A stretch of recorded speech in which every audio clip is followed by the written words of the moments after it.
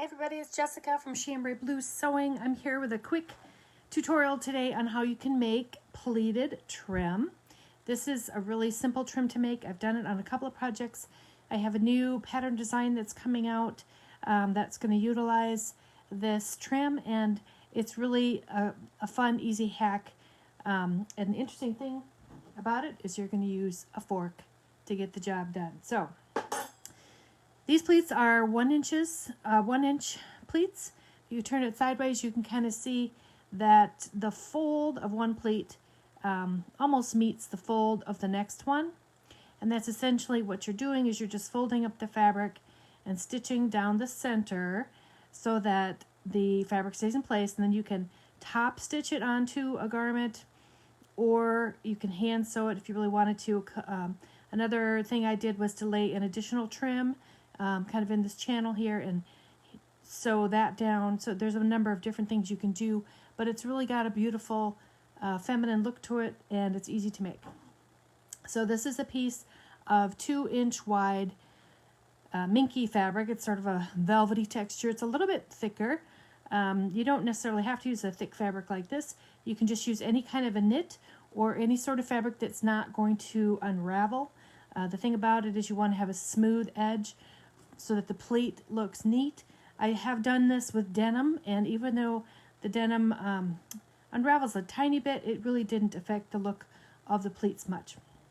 But you want a 2-inch strip, the width of the fabric. Because this is velvety fabric with a nap, I used the length of the fabric instead, just because I had to keep the nap going all the same direction. So this is what you're going to do. We're going to put it underneath our sewing machine here, and you're going to use a single needle stitch with a long stitch length. I'm using a 3.5 for my fabric because it is rather thick. So I'm just going to put it under here, and I want to center this stitch line down the middle of the trim. As you can see here, it's right in the center. So I'm going to sew a little bit, and I'm going to put the needle down in the fabric and then use the tine of the fork to flip the fabric over and make that pleat. And I'm going to tuck it underneath the presser foot and sew over it. You may have to lift your foot up a little bit in order to keep it nice and neat. I'm going to sew almost to the edge of that pleat and raise my foot up again. Now I'm going to use the fork again to turn it, put it in the fabric and turn it so that it's even. I'm going to lower the foot, make sure all my fabric is under there, and stitch it down the center. When you do it a few times, you get a little bit more comfortable with it, and you can go a little bit faster, like so. This is the tines of my fork are 1 inch width. Your fork may be a little different size, so you may not have exactly the same width, but this one happens to be 1 inch. And that's how it works. You just keep going the length of the piece. Now, if you need to piece the pieces together, you can see this is pretty short. You know, if I'm going to use it down the front of a jacket or something, I'm going to need to piece the parts together. And this is what I discovered. So there's a couple different ways you can do it, but I like to hide the overlap down in the crease. So I'm going to trim a little bit off the front of my piece here.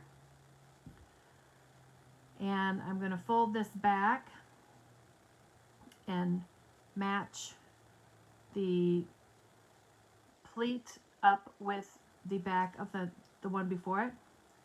So you want to keep the trim looking consistent all the way down. You can go back in, you can trim off this little excess here.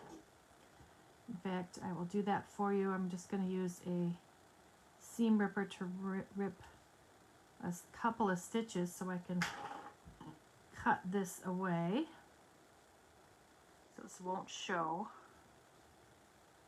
If you're using a velvety fabric like this, make sure that you have the nap going the right direction. It's very important. So here we have the pleats match. You can see on the side the width of each pleat is about the same. So I'm just going to put that underneath the machine. Here I'm matching up that center stitching line, and I'm just going to tack it in place with a few stitches. Come on. Here we go.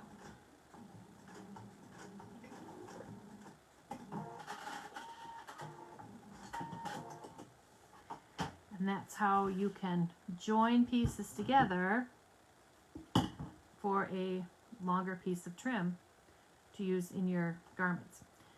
So I hope that was helpful to you. Have fun playing around with this. It's really a neat method of trim, and I love that it uses a regular kitchen fork. It's a great thing. Everybody has one of these. It's super easy to do. So give it a try. Have a great day. Bye-bye.